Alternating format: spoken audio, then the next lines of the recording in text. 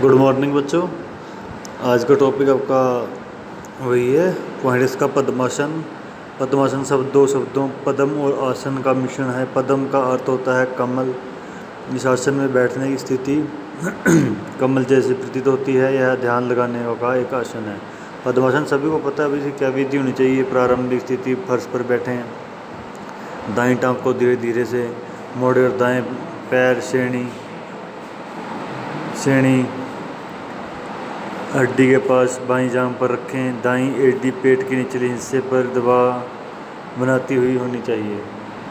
बाईं टांग के ओर धीरे से सावधानीपूर्वक मोड़ें और इसे दाईं जांघ पर रखें। आदि एड़ी के निचले भाग पर दबाव बनाने वाली स्थिति में रहें। अपने हाथों से ज्ञान स्थिति बनाएं। ज्ञान स्थिति के लिए तर्जनी उंगली को मोड़कर उसके सिरे को अंगूठे के सिर से मिला दें। शेष उंगलियां सीधी रखें।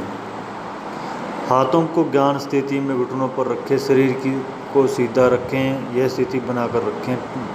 बाईं टांग को जांघ से हटाएं और फिर दाईं टांग को हटाएं और प्रारंभिक स्थिति में आ जाएं। इसके स्थिति कैसे बैठना और इसके लाभ है। यह आसन एकाग्रता और समृद्धि की लिए उपयोगी है। शांति प्रदान करता है। पाचन के लिए उपयोगी है। यह टांगों की पेशियों को तनाव है और टांगों में लचक लेता है। सावधानी इसमें क्या अंतिम स्थिति में घुटने फर्श को छूते हुए होने चाहिए। सिर और मेरुदंड सीधा रखें और कंधों को शिथिल रहने दें। अंतिम स्थिति में भुजाएं ढीली रखें। अंतिम स्थिति में आगे से या पीछे की ओर ना झुकें। भुजाओं में कोई खिंचाव ना रखें। जो अपनी भुजाएं उनमें कोई खिंचाव ना रखें भैया। और अंतिम स्थिति में जब हम वापस आते हैं तो शारीरिक हमारा आगे या पीछे ना, इसको ध्यान में देखें।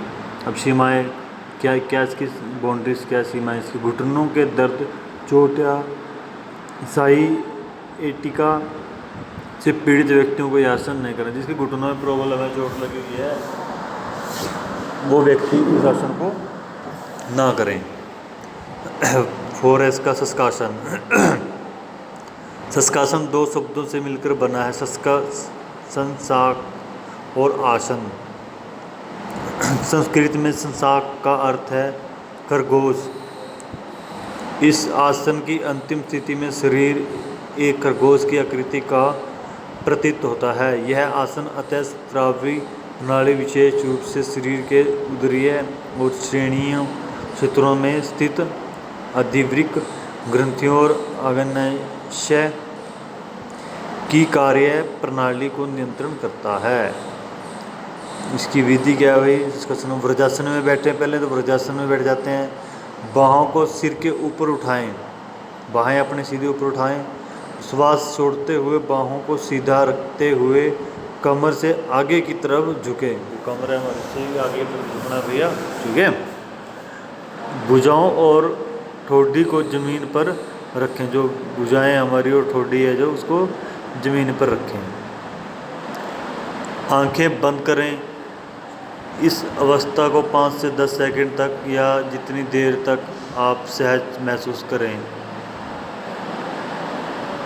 रखें।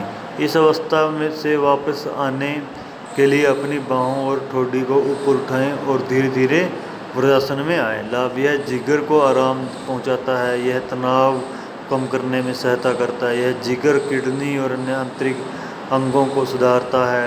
यह रीढ़ की हड्डी को फैलाता है और इसे लचीला और मजबूत बनाता है। यह मधुमेह और साइएटिका को नियंत्रण रखने में प्रभावी होता है। सावधानी केवल कमर से झुकें।